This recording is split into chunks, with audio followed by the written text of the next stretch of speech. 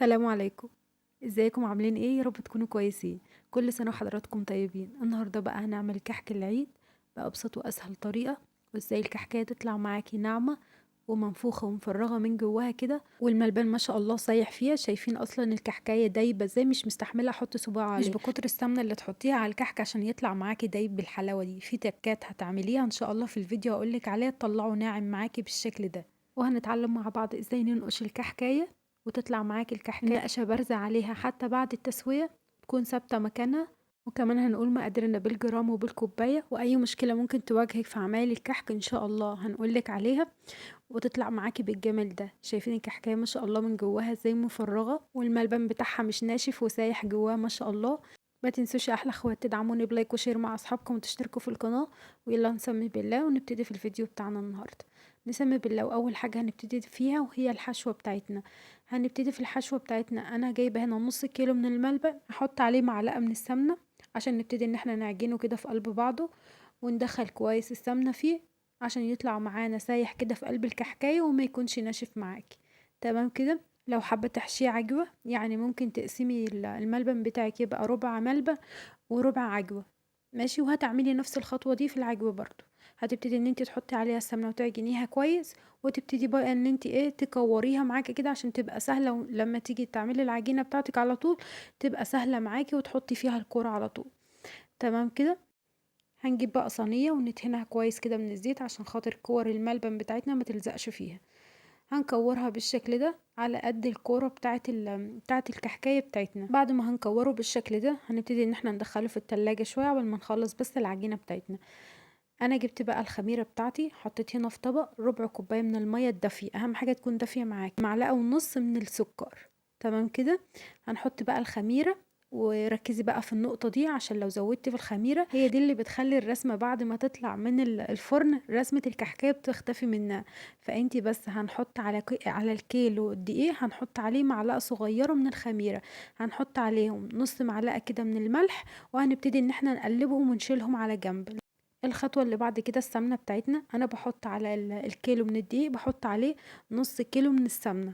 طول عمرنا متربيين ان احنا من كيلو الدقيق بتاع الكحك بيتحط له 500 جرام من السمنة. فالصراحة الطريقة دي انا ما بغيرهاش خالص، وان شاء الله هتحبيها وهتعتمديها. هتجيبي بقى ال 500 جرام بتوع السمنة بتوعك، هتحطيهم على النار، احنا هنعمله على السخن. صراحة زي طريقة أمهاتنا زمان اللي كنا متربيين عليها، كنا بنعمل الطريقة الحلوة دي وبيتغيب معانا الكحك يعني فترة طويلة وبيعيش معاكي أكتر. تمام كده. هنحط السمنة بتاعتنا لغاية اما تسخن خالص، قبل ما تبتدي ان هي تغلي معاكي هتطفي عليها. تمام كده. هنجيب بقى الكيلو الدقيق بتاعك، اهم حاجة تكوني نخلاه كويس، وانا مستخدمة نوع الدقيق بتاعي النهاردة متعدد الاستخدامات. هنبتدي نحط عليهم معلقتين كبار من السمسم، هنعمل فجوة كده في الدقيق بتاعنا، وهنحط عليه معلقتين كبار من السمسم، وهننزل كده بالسمنة بتاعتنا. على فكرة مش بكتر السمنة ان انت تحطي، يعني مثلا تحطي 600 جرام من السمنة يبقى كده هيطلع معاكي ناعم، لا.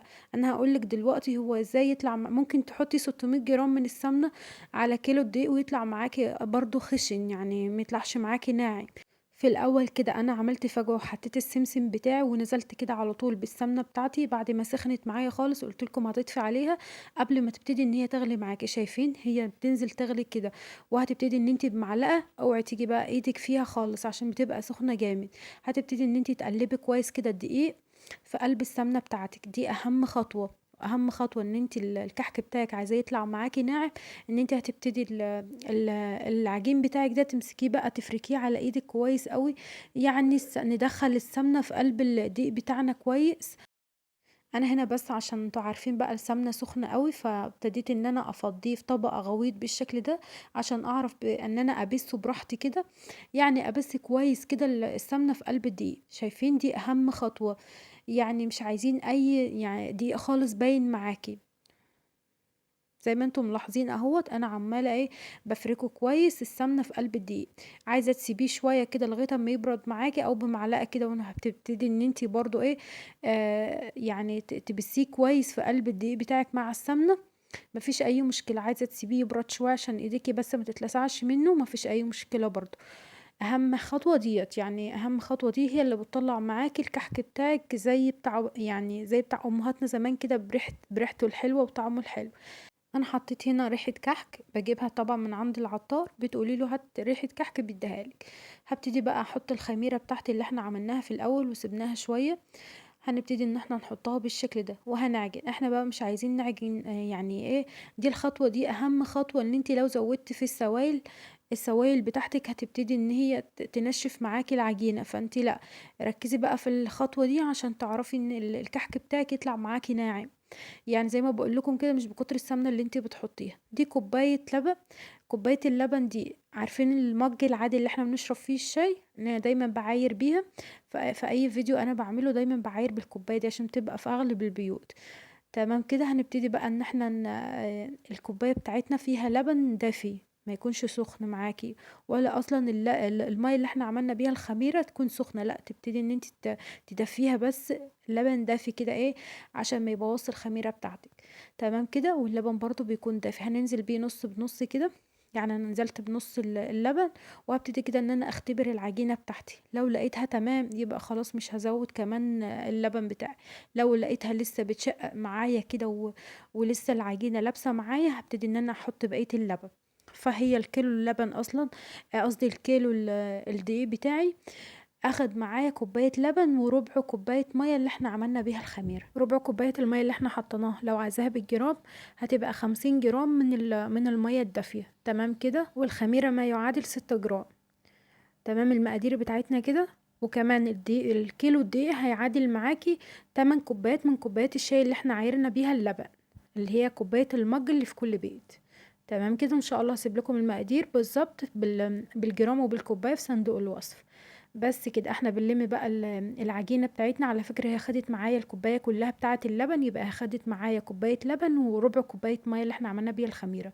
خدتهم كلهم، قلبت بس دمجت كله مع بعضه بالشكل ده، ما عجنتش كتير، اوعي تعجني كتير. هتختبريها. هتختبر العجينه بتاعتك كده، هتشكليها على شكل الكحكايه اللي انت هتعملي بيه. انا قلت لكم ان انا هحط دولت كمان، بوريكم يعني ان هحط بقيه الكوبايه. عجنتهم بالشكل ده لغايه العجينه بتاعتي ما لمت معايا وبقت عجينه طريه بالشكل ده، تعرفي ان انت تشكليها بكل سهوله. بعد كده هكورها بقى بالشكل ده. هتبتدي ان انت تكوري العجينه بتاعتك كلها، وتبتدي بقى ان انت تحشيها بالشكل ده. شايفين؟ بتعملي فجوة كده في قلب الكحكاية، عشان طبعا ما تخرجش في الفرن، الملبن ما يخرجش معاكي في الفرن. هتبتدي ان انت تحطي الملبنية بالشكل ده وهتقفلي كويس. اهم حاجة التقفيل بتاعها كويس عشان ما تسحش معاكي في الفرن وتبهدلك الدنيا. شايفين؟ بتعملي الاول فجوة كده في قلب الكحكاية، وبعد كده بتحطي الملبن وتقفلي عليه كويس. تعالوا بقى نتعلم نقشات حلوة قوي تعمليها للكحك بتاعك ويطلع شكله تحفة. شايفين؟ انا بعمل كده زي علامة زائد بالمنقاش بتاعي، وبعد كده بنزل عليها بعلامة 8 في كل فرق انا عملته كده. بعمل زي علامة 8 بالشكل ده. شايفين سهلة ازاي؟ وبتدي شكل تحفة في الاخر اهو. بتملي بقى اللي هي الحتة اللي فاضية دي بعد ما عملنا علامة الزائد، بتمليها بقى بعلامات 8 كده بالشكل ده، وهتبتدي بقى ان انت تملي الجوانب بالشكل ده. سهلة جدا. شايفين؟ اهو. بس بيكون شكلها كده. شايفين حلوة ازاي؟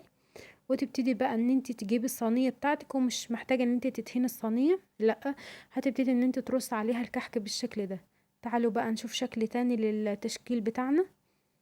هنبتدي الاول كده ان احنا نعمل فجوة بالشكل ده، وبنبتدي ان احنا نحط الملبن بتاعنا. واهم حاجة زي ما قلتلك ان انت تقفلي عليها كويس، وتبتدي ان انت تكوريها على ايديكي كده لغاية اما تنعم معاكي وتدي شكل الكورة.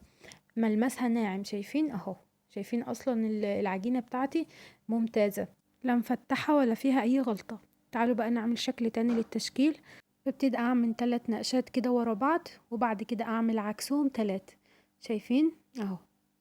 التلاتة بعمل عكسهم، يعني عكس عكاز بالشكل ده، تدي شكل تحفة اهو. ايه رأيكم؟ وتبتدي بقى ان انت ايه، تعملي الجوانب كلها داير ما يدور بالشكل ده، تدي معاكي شكل جميل اوي. شايفين ما شاء الله سهلة ازاي، وبتدي شكل حلو كده في الاخر اهو. سهلة جدا. تعالوا بقى نعمل واحدة تانية برضو. هنبتدي بس ان احنا ندورها كده، وبعد كده شايفين انا بعمل داير ما يدور حوالين الكحكاية بالشكل ده. شايفين سهلة ازاي؟ دي بقى اللي كنا بنعملها زمان، النقشة بتاعت زمان كده واحنا صغيرين. شايفين؟ وتعملي 3 4 وحدات في النص كده وحواليهم واحدة وواحدة، بس بتدي شكل تحفة كده. انا عملت كده زي شكل ورقة الشجر، وبعد كده اعمل عليها ايه بالنقشة كده حوالين داير ما يدور كده، وفي النص برضو ايه بالعكس بالشكل ده. شايفين؟ وهتبتدي ان انتي تعملي لها خط كده، وتبتدي حواليها بقى وايه وتعمليها برضو كده. يعني هي باينة وواضحة قدامكم لو انا ايه مش عارفة اعبر يعني عن التشكيل بتاعها. شايفين؟ اهو تدي شكل ورقة الشجر كده، وبتكون شكلها حلو، شكل الكحكاية جديدة كده وشكلها حلو. شايفين؟ ما شاء الله. بس كده نبتدي بقى ان احنا نرصهم ونشغل الفرن بتاعنا، ونبتدي بقى نحطها على الرف الوسطاني. نبتدي بقى ان احنا نسيبها تستوي معانا، بس ما تزوديش في السوا عشان خاطر الملبن بتاعك ما ينشفش معاكي. الاول عملت كمان شكل اهو، عملت كده من النص حوالين، وبعد كده عملت حوالين داير عليها. شايفين؟ اهو شكل حلو برضو، يعني شكلها حلو. شايفين؟ وقمت كده عملت خطوط حوالين اللي انا عملتها في النص. شايفين؟ اديكم شايفين قدامكم، يعني لو انا مش عارفه اوضحها زي ما قلت لكم. بس كده خلصت بقى الكمية بتاعتي، والكمية بتاعتي دي مش هسيبها تخمر. الوقت اللي انا فضلت ان انا اعمل فيه الكحك واشكل فيه كفيل ان هي تبقى تخمر معانا وكده. التسوية بتاعتها زي ما قلت لك ما تسويهوش بالزيادة عشان خاطر الملبن ما ينشفش من جوه.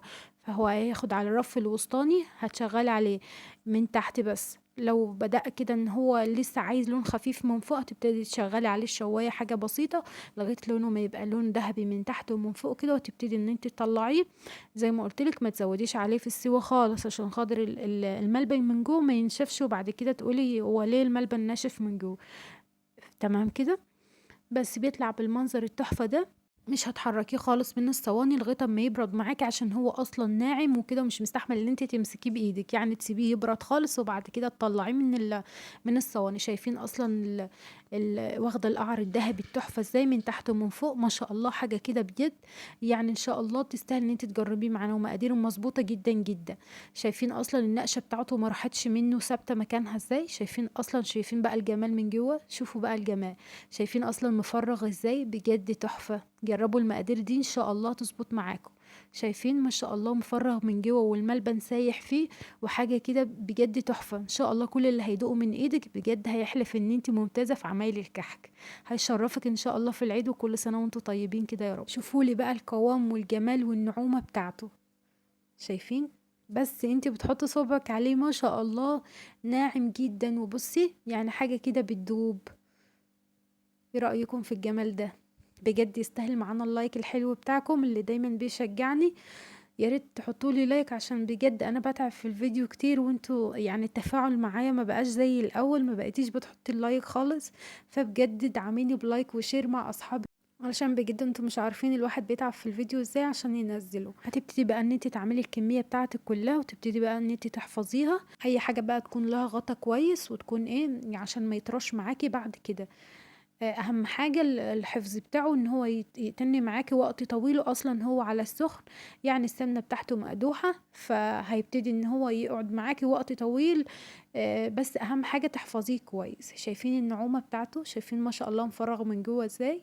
بجد احلى وصفة كحك ممكن هتعمليها في حياتك. وزي ما قلت لكم كده مش بكتر السمنة اللي انت بتحطيها. اديكم شايفين انا حطيت على الكيلو دي نص الكيلو من السمنة بس 500 جرام. يعني ما حطيتش 600 جرام زي اللي بيحطوا كده عشان يقولك يطلع ناعم. لا، انت اهم حاجة ان انت ما تزوديش في السوائل تبقى مظبوطة، وما تعجنيش ياما عشان خاطر يطلع معاكي ناعم وبالحلاوة دي. يا رب يكون عجبكم الفيديو بتاعي النهاردة. ما تنسونيش في لايك وشير، واشوفكم تاني على خير، واقول لكم السلام عليكم ورحمة الله.